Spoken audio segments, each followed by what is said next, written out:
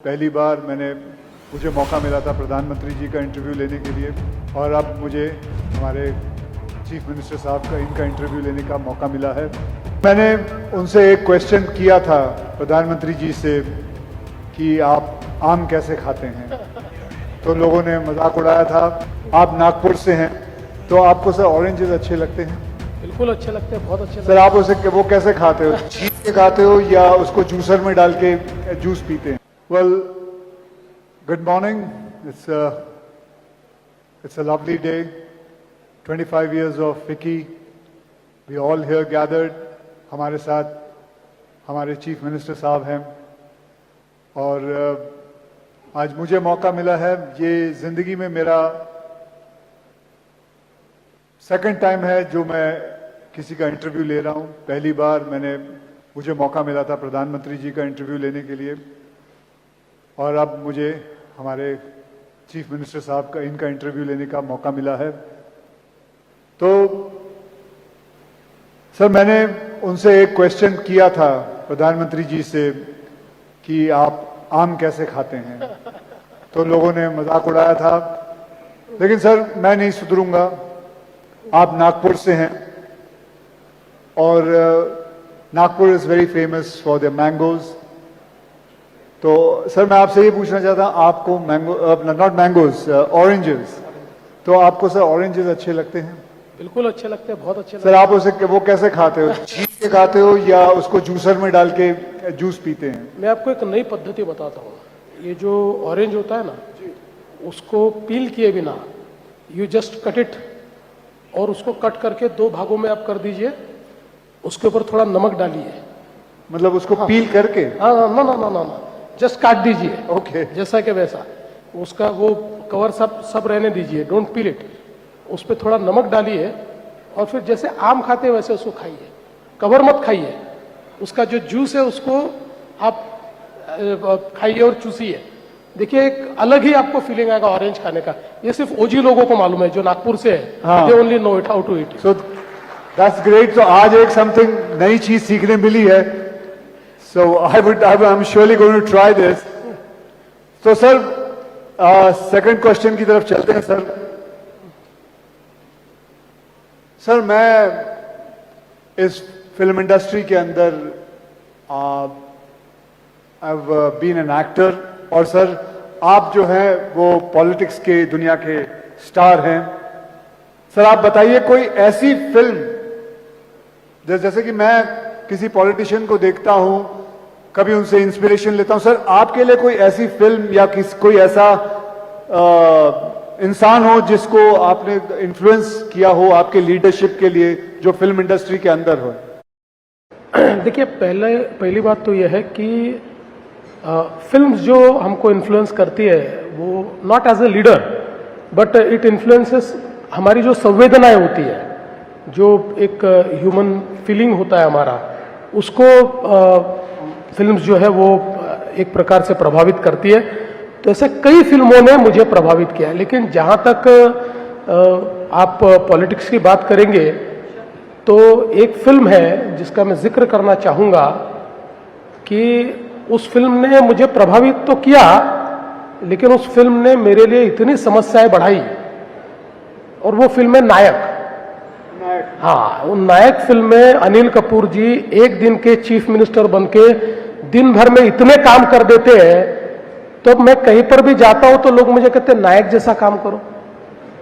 देखो एक दिन में कितना उन्होंने कर दिया, कैसे एक दिन में उन्होंने दुनिया बदल दी। तो मुझे एक दिन अनिल कपूर जी मिल गए। मैंने उनको कहा क्यों बनाई हुई नायक, आप नायक और हम नालायक, ऐसा लोगों को लगने लग गया। एक दिन में इतनी सारी चीजें कैसे आपने कर दी उसके अंदर। तो मुझे ऐसा लगता है कि एक बेंचमार्क सेट करने का काम उसने किया है। बट अदरवाइज मुझे ऐसा लगता है कि फिल्मों ने एज ए ह्यूमन मेरी फीलिंग्स को शेप करने के लिए, मेरी इमोशंस को शेप करने के लिए, और हमेशा चूंकि कोई भी फील्ड ऐसा होता है कि जिस फील्ड में आप बार बार अगर कोई काम करते रहते हो तो कई बार आपकी इमोशंस जो है वो थोड़ी डीम होती है जी, थोड़ा आप यूज्ड टू हो जाते हैं। तो उन इमोशंस को जिंदा रखने का काम ये फिल्मों ने किया है। और मैं ऐसा मानता हूं कि फिल्म देखने के बाद मैं वही एक नॉर्मल आदमी बन जाता हूं जो मैं सालों से हूं। सर आपने जैसे बताया कि नायक फिल्म के अंदर अनिल कपूर जी एक दिन के लिए चीफ मिनिस्टर बन जाते हैं। सर अगर आपको मैं पूछूं कि एक दिन के लिए आप फिल्म के डायरेक्टर बन जाएं और फिल्म का नाम हो महाराष्ट्र, तो पहला सीन आप क्या पिक्चराइज करेंगे? मुझे ऐसा लगता है कि अगर महाराष्ट्र पे फिल्म बनती है तो पहला सीन होगा जिसमें छत्रपति शिवाजी महाराज ये राज्याभिषेक के लिए बैठे होंगे और इतने सालों की गुलामी के बाद फिर एक बार स्वराज्य का निर्माण, यही उसका पहला सीन होगा। वाह। तो सर मैं आपसे एक और चीज पूछना चाहूंगा, जैसे बॉलीवुड में हमारी हिंदी फिल्म इंडस्ट्री में रियल हीरोज दिखते हैं, आपके हिसाब से पॉलिटिक्स के रियल हीरो कौन है? देखिए आज अगर हम लोग भारत को अगर हम देखें तो भारत के इस पूरे पॉलिटिकल हिस्ट्री में हमको रियल हीरो के रूप में हमारे प्रधानमंत्री नरेंद्र मोदी जी दिखाई देते हैं। और वो इसलिए दिखाई देते हैं कि he has walk the talk. जो चीजें हम लोग कहते थे, भारत से गरीबी हटाओ का नारा ये लगातार लगता रहा, लेकिन 10 साल में 25 करोड़ लोगों को गरीबी से बाहर निकालने का काम ये मोदी जी ने करके दिखाया। हम लोग फ्रेजाइल 5 इकोनॉमी से फर्स्ट 5 इकोनॉमी में आया। अब हम दुनिया की चौथी सबसे बड़ी अर्थव्यवस्था बन गए, जल्दी ही तीसरी सबसे बड़ी अर्थव्यवस्था बन रहे। आज चाहे वो टेक्नोलॉजी का क्षेत्र हो, चाहे वो डिफेंस मैन्युफैक्चरिंग का क्षेत्र हो, चाहे वो एवीजीसी का क्षेत्र हो, हर क्षेत्र में भारत वर्ल्ड से कॉम्पीट कर रहा है। तो मुझे ऐसा लगता है कि हमेशा हम लोग जब छोटे थे तब से हम कितने महान थे इसकी कहानियां सुनते आए, लेकिन हम महान कब बनेंगे ये हमको कोई बताता नहीं था। Now we know that we are on the path. 2047 में विकसित भारत, ये महान भारत का चित्र अब हमारे सामने है और उस चित्र को लाने वाले हमारे प्रधानमंत्री नरेंद्र मोदी जी हैं। बहुत खूब सर, बहुत बढ़िया सर, बहुत बढ़िया। तो सर बताइए, आज ये फिक्की का प्रोग्राम है तो इसके अंदर एक ऐसा प्रश्न पूछना चाहता हूं सर आपको कि अगर आपको एक एलिवेटर पिच यानी कि एक क्विक लेकिन जबरदस्त पिच देनी हो कोई इंटरनेशनल स्टूडियो को महाराष्ट्र में बिजनेस करने के लिए, तो वो पिच क्या, वो क्या बात आप उनको कहेंगे कि वो इंटरनेशनल स्टूडियो यहां आए? मैं उनको ऐसा कहूंगा कि महाराष्ट्र में इतनी बड़ी लीगेसी है कि हमने दादा साहब फाड़के से लेकर तो आज के कंटेंट क्रिएटर तक जो हमारी ओजी पोजीशन है वो कभी छोड़ी नहीं है। और इसलिए महाराष्ट्र ही ऐसी जगह है जो इन रियल सेंस एक एंटरटेनमेंट का कैपिटल है, ये कंटेंट का कैपिटल है। और इसलिए if somebody wants to come, somebody decides to come, they should come to Maharashtra, क्योंकि यहां पर केवल इकोसिस्टम नहीं है, यहां पर वाइब्रेंसी है, यहां पर लोग ऐसे हैं कि जिन्होंने सिनेमा को जिया है, जिन्होंने सिनेमा के जो अलग अलग एंगल्स होते हैं, सिनेमा में जो अलग अलग रोल्स होते हैं, बिहाइंड द सीन जो रोल्स होते हैं, इन सबको जीने वाली पीढ़ियां ये महाराष्ट्र में मौजूद है। इसलिए आप महाराष्ट्र आइए, ये मैं पिच करूंगा। सर मैं आपको बताऊं, 4 दिन पहले मैं कोलाबा जा रहा था जू से और मैं करीबन 35 मिनट में पहुंच गया। And that is due to the infrastructure what you have created in Maharashtra. मुझे याद है कोलाबा में शूटिंग होती थी, मैं जू पे रहता हूं, मैं शेव करके निकलता था, वहां पहुंच के मुझे फिर शेव करना पड़ता था, इतना वक्त लग जाता था। तो अब मैं बहुत जल्दी पहुंचने लग गया हूं। आपने साउथ बॉम्बे पहले अलग होता था, नॉर्थ बॉम्बे अलग होता था, आपने इन दोनों बॉम्बे को मिला दिया, दोनों मुंबई को मिला दिया, and now we are one Mumbai because of the infrastructure what you have created. तो ये इस पे तो आपने सर इतना बढ़िया काम कर रहे हो और हो रहा है। सर मेरी एक आपसे दरखास्त है, आपकी जो दृष्टि है हमारे फिल्म सिटी जो गोरेगांव में है, करीबन 550 एकड़ जमीन है, सर उस पे दृष्टि डालें, उसको भी जिस हिसाब से आपने मुंबई को चेंज किया है, मैं आपसे दरखास्त करूंगा उसको भी चेंज करे। तो उसके बारे में कुछ आप कहना चाहेंगे? नहीं, बिल्कुल आपने बहुत ही अच्छी बात कही है। देखिए, एक रिग्रेट जो मेरा है अपने लिए वो ये है कि during my tenure between 14 and 19 मेरी बड़ी इच्छा थी कि मैं फिल्म सिटी को एक बहुत ही वाइब्रेंट इंटरनेशनल फिल्म इकोसिस्टम में परिवर्तित करूं, और हमने काफ़ी प्लानिंग भी किया, डिजाइनिंग भी किया, काफ़ी हम लोगों ने फिल्म फ्रेटर्निटी के लोगों से बातचीत भी करके एक उसका बड़ा अच्छा प्लान भी तैयार किया, but somehow due to various reasons we could not execute it. So मतलब मैंने हाथ में लिए और एग्जीक्यूट नहीं हुए ऐसे 2 या 3 ही प्रोजेक्ट है, उसमें से ये एक प्रोजेक्ट रहा है। लेकिन नाउ इन दिस रेजिम ये मैंने तय कर लिया है कि इस फिल्म सिटी को एक वर्ल्ड क्लास, टॉप क्लास जो फिल्म इकोसिस्टम है उसमें हम लोग कन्वर्ट करेंगे। वैसे भी अब हमारी फिल्म सिटी में IICT आ रहा है, तो Indian institute of creative technology, और उसके साथ साथ अभी बहुत अच्छे स्टूडियोज जो स्टेट ऑफ आर्ट है, जो क्योंकि फिल्म मेकिंग तो पूरा बदल रहा है अभी, VFX के कारण बहुत सारी चीजें बदल रही है, पोस्ट प्रोडक्शन और एडिटिंग में बहुत बड़े पैमाने पर बदलाव आ रहा है, AI भी बहुत मुझे ऐसा लगता है कि फिल्म्स को प्रभावित कर रहा है, लोकेशंस कहीं पर भी क्रिएट की जाती है, ये जो हमारा हरा पर्दा होता है ये हर चीज को बदल देता है। तो ये सारी चीजों को अकाउंट फॉर करने वाला एक इकोसिस्टम हमको तैयार करना है, और उसके लिए हम लोगों ने ऑलरेडी तैयारी कर दी है। मैं ऐसा मानता हूं कि with in a years time हम लोग ये ट्रांसफॉर्मेशन शुरू करेंगे, और उसके बाद के 4 सालों में इस पूरे एरिया को हम ट्रांसफॉर्म करेंगे। जैसे दुनिया में कई देशों में वहां के स्टूडियोज को, वहां की फिल्म इकोसिस्टम को, वहां के सारा कंटेंट क्रिएशन को एक आइकॉनिक ऐसी दुनिया में एक नाम मिला हुआ है, इसी प्रकार का नाम जो, चूंकि ये फिल्म सिटी ऐसी है कि देश की क्लासिकल फिल्में सारी जो ओल्ड क्लासिक्स है ये सब यहाँ पर शूट हुई है। लेकिन आज मैं जानता हूं कि फिल्में वहां शूट होती है, लेकिन अलग अलग जगह भी होती है। आज अगर हम लोग मीरा भाईंदर की तरफ चले जाए तो इतने वहां पर बड़े बड़े ये स्टूडियोज तैयार हो गए, हालांकि वहां कोई बहुत सुविधाएं नहीं है, मतलब कई बार बिना सुविधाओं के भी वहां शूटिंग होती है। तो इसका सीधा कारण है कि जो इकोसिस्टम हमने देनी चाहिए थी वो हम नहीं दे पाए, इसलिए इस प्रकार की इकोसिस्टम मशरूम हो रही है। तो हम ये चाहते हैं कि इतना बड़ा हमारे पास फिल्म सिटी है, इस फिल्म सिटी को टोटली ट्रांसफॉर्म करना चाहते हैं, और मैं आपको I would like to assure you that in years time we will start it. So that is great.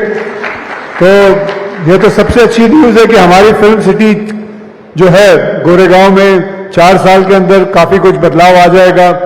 And हम आज chief minister has promised us. Sir मैं एक और बात पूछना चाहूंगा। सर मैं मराठी सिनेमा का बहुत बड़ा फैन हूं सर। मैं समझता हूं जिसका मतलब screen play, story, Marathi cinema की जो स्क्रीन प्ले स्टोरीज और जो किस्म के मुद्दे उठाते हैं, मैं ज्यादा करके जगहों पे नहीं देखता। I think they are one of the best. Sir तो मैं ये जानना चाहूंगा सर, जेन जी में इसे पॉपुलर बनाने का आपका कोई प्लान है कि इसको कैसे पॉपुलर बनाया जाए? और दैट्स इट सर। नहीं, बहुत अच्छा प्रश्न आपने पूछा, और मैं आपको कहना चाहता हूं कि मराठी फिल्म ये इतनी ताकतवर क्यों है। इसका एक कारण है कि मराठी थिएटर ने इसको ताकतवर रखा है। आज भी अगर हम देखें तो देश में जो हमारे भाषाई थिएटर्स है, चाहे वो हिंदी हो या अलग अलग भाषाओं के थिएटर्स हो, इसमें कहीं ना कहीं हमको थोड़ा सा एक ऐसा लगता है कि समहाउ दे आर, मतलब उनकी शीन थोड़ी कम हो रही है, ऐसा हमको ध्यान में आता है। पर मराठी थिएटर इतना इनोवेटिव रहा है कि उसने मुझे ऐसा लगता है कि एक क्रिएटिविटी की या अभिव्यक्ति की जो मिसाल मराठी थिएटर ने कायम की। और आज भी आप देखिए मराठी जो हमारे ऑडियंस भी है वो भी बड़ा वाइब्रेंट ऑडियंस है। आज भी महाराष्ट्र में इतने मराठी नाटक तैयार होते हैं और उन नाटकों को देखने के लिए आज भी भीड़ लगती है, हाउसफुल नाटक चलते हैं। कई लोगों ने तो 10-10 हजार शोज का वर्ल्ड रिकॉर्ड तैयार किया हुआ है। तो ये जो चीजें हैं, इसके कारण वही क्रिएटिविटी आज हमको मराठी फिल्म में भी देखने को मिलती है। और आपने जो कहा, तो मुझे ऐसा लगता है कि आप देखिए नटरंग जैसा एक फिल्म आती है, या पुरानी जो थीम्स है उसके ऊपर फिल्म, अभी दशावतार का एक ये चल रहा है, थिएटर में भी नए, मतलब जो बहुत ओल्ड इस प्रकार के सखाराम बाइंडर जैसा एक शो अगर शुरू हो जाता है, तो उसको जेन जी भी मराठी की ये लाइक कर रही है। आज उसके ऊपर लोगों को वो चीजें पसंद आ रही है। तो मुझे ऐसा लगता है कि ये जो मराठी ऑडियंस है, स्पेशली जेन जी जो है, ये अभी फिल्मों से जुड़ रहा है। देखिए, एक ये जो क्रिएटिविटी बड़े पैमाने पर जो मराठी में हमको दिखाई पड़ती है, उसमें निश्चित रूप से मुझे ऐसा लगता है कि उसको आज मतलब एक समय ऐसा था कि हमारे मराठी फिल्म्स को कई बार थिएटर मिलने में तकलीफ होती थी, और कोई ब्लॉकबस्टर फिल्म आ जाए तो मराठी फिल्म का रिलीज रोकना पड़ता था। पर आज ऐसी स्थिति है कि एक ही दिन 2 मराठी फिल्में रिलीज होती है और दोनों ब्लॉकबस्टर हो रही है, दोनों बिल्कुल लोगों को पसंद आ रही है। तो ये एक बहुत बड़ा काम हो रहा है, और हम भी एज ए गवर्नमेंट, हमारा भी ये प्रयास है कि हम लोग मराठी फिल्म इंडस्ट्री को मदद करें। इसलिए कई योजनाएं भी महाराष्ट्र सरकार की ओर से हम चला रहे हैं कि जिससे हमारी मराठी फिल्म इंडस्ट्री को बूस्ट मिले। लेकिन आपने एक बहुत अच्छा मंत्र मुझे दिया है। देखिए, हमने कोई बहुत specific effort to connect Gen Z with Marathi films हमने नहीं किया है, और आज आपने मुझे एक नया मंत्र दिया है, how to connect Gen Z to Marathi films. अब इसके ऊपर मैं वर्क करूंगा। बहुत बढ़िया सर। आप महाराष्ट्र के चीफ मिनिस्टर साहब हैं sir. You know the dark side of Maharashtra. आपको ऐसे ऐसे सीक्रेट्स पता है महाराष्ट्र के, about weather crime, everybody, the police reports to you. आपको सब पता है अंदर महाराष्ट्र में क्या क्या, कहां कहां क्या हो रहा है। तो सर, एक मैं आपसे बात पूछना चाहूंगा कि आप फिल्में देखते हैं? बिल्कुल देखता हूं। तो सर मुझे बताइए सर कि फिल्में जो है वो क्राइम को कॉपी कर रही है, या क्राइम है वो फिल्मों को कॉपी कर रहा है? आप अंदर की बात जानते हो, आप ही को ये बात पता है। नहीं, मुझे ऐसा लगता है कि क्राइम फिल्मों से आगे निकल गया है, क्योंकि क्राइम फिल्मों से आगे निकल गया है। बिल्कुल। देखिए, जब तक स्ट्रीट क्राइम था, तो स्ट्रीट क्राइम में लोग फिल्मों को कॉपी करते थे। लोगों को ऐसा लगता था कि फिल्म में अगर कोई बड़ा गुंडा दिखता है, तो वो जो जिस क्रिमिनल माइंडेड लोग उस प्रकार का गुंडा, थोड़ा हीरोइक गुंडा बनने की कोशिश करते थे, रॉबिन हुड बनने की भी लोग कोशिश करते थे। लेकिन अब जो है ये साइबर क्राइम का जमाना है, और ये साइबर क्रिमिनल्स इतनी तेजी से टेक्नोलॉजी को अडॉप्ट करते हुए आगे बढ़ते हैं कि आज हम लोगों के सामने एक बड़ा क्वेश्चन मार्क ये साइबर क्रिमिनल्स ने खड़ा किया है। हालांकि उसका जवाब भी टेक्नोलॉजी में है, और हमने वो टेक्नोलॉजी को तैयार किया है। तो मुझे अब लगता है कि आने वाली फिल्मों में हमारे जो हीरोज हैं, ये हीरोज साइबर वॉर को एक प्रकार से जीतने वाले हीरोज बनने चाहिए। वो साइबर वॉर को या साइबर क्राइम को रोकने वाले हीरोज, ये हमको देखने को क्राइम पे फिल्म बनानी चाहिए। बिल्कुल बिल्कुल बनानी चाहिए, क्योंकि देखिए जिस प्रकार से साइबर क्राइम का एक आक्रमण हमारे ऊपर हो रहा है, आज मैं ऐसा मानता हूं कि हमारी जो पुलिस फोर्स है, उस पुलिस फोर्स में हमको पूरा ओरिएंटेशन चेंज करना पड़ रहा है। हमारी पुलिस फोर्स को अब ये ध्यान में लाना पड़ रहा है कि नाउ स्ट्रीट क्राइम ये बहुत आसान चीज है, इसको पकड़ना वगैरह। अभी सीसीटीवी नेटवर्क है, एआई एनेबल्ड सीसीटीवी है, वो फेस रिकॉग्निशन कर देते हैं, तो हर चीज का एविडेंस मिल जाता है। लेकिन ये जो डिजिटल क्राइम अभी हो रहा है, डीप फेक्स हो रहे हैं, फिशिंग हो रहा है, लोगों को फाइनेंशियल फ्रॉड्स में अटकाया जा रहा है, सेक्सटॉर्शन हो रहा है, ये बड़े भयानक क्राइम है जिसको अभी तक हमारी फिल्म इंडस्ट्री उस तरीके से शोकेस नहीं कर पाई है। तो मैं मानता हूं कि इसके ऊपर फिल्म भी बननी चाहिए, क्योंकि इसमें सबसे बड़ी बात जन जागृति है। आपने अक्षय जी खुद इसकी शुरुआत की है, आपने जन जागृति में बहुत बड़े पैमाने पर अवेयरनेस निर्माण करने के लिए कई कैंपेन्स आपने हमारे साथ भी किए हैं, अलग से भी आपने कई कैंपेन्स किए। तो मुझे लगता है कि चूंकि फिल्म्स ये they are the best communicators. Film जो कम्युनिकेट करती है, जो एक भावना को तैयार करती है, उस वो जो उसका पावर है, उस पावर को अब अनलीश करने के लिए मुझे लगता है कि फिल्मों को अब ये चल रहा है, इसमें भी फोकस करना चाहिए। सो मैं आपसे एक पूछना चाहता हूं सर, मैं एक फिल्म कर रहा हूं जिसमें मैं एक नेगेटिव रोल कर रहा हूं, तो करूं या नहीं करूं? अभी मैं विचार कर रहा हूं, क्योंकि वो एक नेगेटिव फिल्म, मतलब मैं एक रोल कर रहा हूं जिसके पिक्चर का नाम ही है हैवान। तो मैं, लेकिन उसमें ये है कि मैं हार जाता हूं। हैवान जो है वो हार जाता है, तो कर लेना चाहिए, ठीक है आपके हिसाब से? बिल्कुल करना चाहिए, क्योंकि देखिए मैं तो ऐसा कहता हूं कि आपके जैसे वर्सेटाइल एक्टर ने हर रोल करना चाहिए, क्योंकि अल्टीमेटली किसी भी एक्टर के लिए व्हाट इज अकम्प्लिशमेंट, तो हर प्रकार के रोल करना, और हर रोल में मतलब कई हमने ऐसी पिक्चर भी देखी है ना कि जिसमें हालांकि विलन आखिरी में हार जाता है, लेकिन कई बार विलन हीरो से ज्यादा इंपैक्ट छोड़कर चला जाता है, तो वो दैट इज क्रिएटिविटी। तो मुझे लगता है कि आपने करनी चाहिए, लेकिन ज्यादा फिल्म में आप हीरो करके करिए, ये दूसरी लाइन मत पकड़िए। मेरा एक मन किया कि मैं एक नेगेटिव रोल करूं, तो इसलिए मैं कर रहा हूं, नहीं तो ज्यादा करके तो सारी फिल्में मैं हीरो के और तौर से ही करता हूं। सर एक बड़ा सा लाइट सा क्वेश्चन है, अगर आप इजाजत दें तो मैं आपसे पूछूं सर। तो सर अभी सभी सड़कों पे मेट्रो का काम चल रहा है और ये अभी बहुत जल्द जाके खत्म होने वाला है, तो क्या सर, ये एक छोटी सी बात है सर, मैं पूछना चाहता हूं कि जिस दिन ये काम खत्म होगा तो हो सकता है सर वो उस दिन महाराष्ट्र डे की छुट्टी बनाई जाए कि ये काम खत्म हो गया है। खत्म हो गया, बिकॉज सब I am sure we are going through all the traffic jams and all, but after every night comes the day and we are all waiting for that day कि सब काम खत्म हो जाए। वैसे तो काफी जगहों पे काम खत्म होना शुरू हुआ, मैं ये कह रहा हूं कि जब सब काम खत्म हो जाए, सब खत्म हो जाए, तो हमारे चीफ मिनिस्टर साहब एक दिन अनाउंस करते कि this is the Maharashtra day, जब छुट्टी मिलेगी। ऐसा हो सकता है?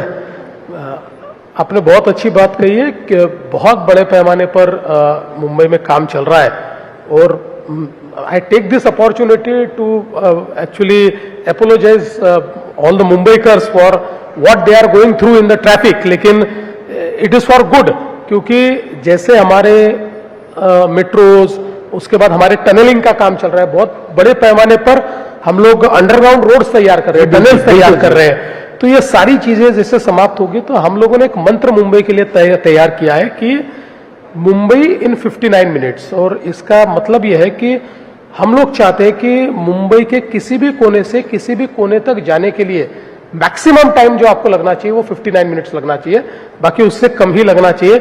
इस प्रकार का मुंबई का पूरा प्लानिंग हमने किया है। तो मुझे ऐसा लगता है कि निश्चित अक्षय जी ने कहा है और हम सुनेंगे नहीं, ऐसा तो हो नहीं सकता। तो इसलिए जैसे ये काम समाप्त हो जाएगा तो 1 मई को महाराष्ट्र डे मनाएंगे और उस दिन छुट्टी दे देंगे। अरे उस दिन तो ऑलरेडी छुट्टी होती है उस दिन। ये आपने एक गुगली डाली है, उस दिन छुट्टी होगी, जो दिन ऑलरेडी पहले से हमें छुट्टी मिली हुई है। लेकिन बढ़िया सर जाने से पहले एक और बात सर, मैं आपके अंडर सारे मुंबई पुलिस, महाराष्ट्र पुलिस आती है सर एक मतलब it's nothing got to related with the film industry और फिल्म्स और एनीथिंग। सर मैं देखता हूं सर, ये लोग जो जूते पहनते हैं उसके अंदर जो हील होती है, it is not an easy job to run in those heels. मेरे हिसाब से being an athlete, being a sportsman, मैं समझता हूं सर अगर आपको ठीक लगे, क्योंकि मुझे पता है कि ये जब भागते हैं या इतना चलते हैं तो महाराष्ट्र पुलिस की पीठ पे हमेशा कोई ना कोई प्रॉब्लम्स आती है। You can get a slip disc, you can get L4, L5 problem because of that heel. So I was just छोटा मोड़ बड़ी बात जैसे है सर कि अगर उनके जूते चेंज हो जाए ना तो महाराष्ट्र पुलिस के लिए बहुत काम आएगी ये बात कि they can run much faster than any criminal. बहुत अच्छी बात आपने कही है, और शायद इससे पहले किसी ने हमारे ध्यान में भी ये लाकर नहीं दी। हमारे तो जो पुलिस है वो इस प्रकार के जूते पहनकर ही सारी प्रैक्टिस करते हैं, लेकिन आपने कहा ये बात भी सही है कि शायद उसके कारण एट अ लेटर एज उनको थोड़े उनको आएगी, तकलीफ- प्रॉब्लम आएगी। मैंने बहुत सारे पुलिस वालों से प्रॉब्लम मिला आती हूं, है। बैक प्रॉब्लम मैं- हमेशा आती है, सर। मैं आपको ही रिक्वेस्ट करूंगा कि अगर आप कोई इसमें इनोवेशन, कोई डिजाइन चेंज या कुछ अगर आप सुझा सकते हैं, बिकॉज आप तो ओजी एक्शन हीरो है, तो आपको ये पता है कि एक्शन के लिए what is the best. Sir I will try and make a brown shoes and I will show it to Yes, you, please. अगर आपको ठीक लगे विल तो बस। हम लोग निश्चित रूप से अडाप्ट करेंगे। बहुत बढ़िया सर। तो हमारी जो महाराष्ट्र की पुलिस है, बस रेडी हो जाइए, वो बहुत तेज भागने वाली है। अब criminals are not going to have any chance. But thank you very much, Thank sir. you. Thank you very much for coming and giving your insight about the film industry. Thank you everybody for being patient. Thank you very much, sir. Thank you Akshay ji, thank you very much.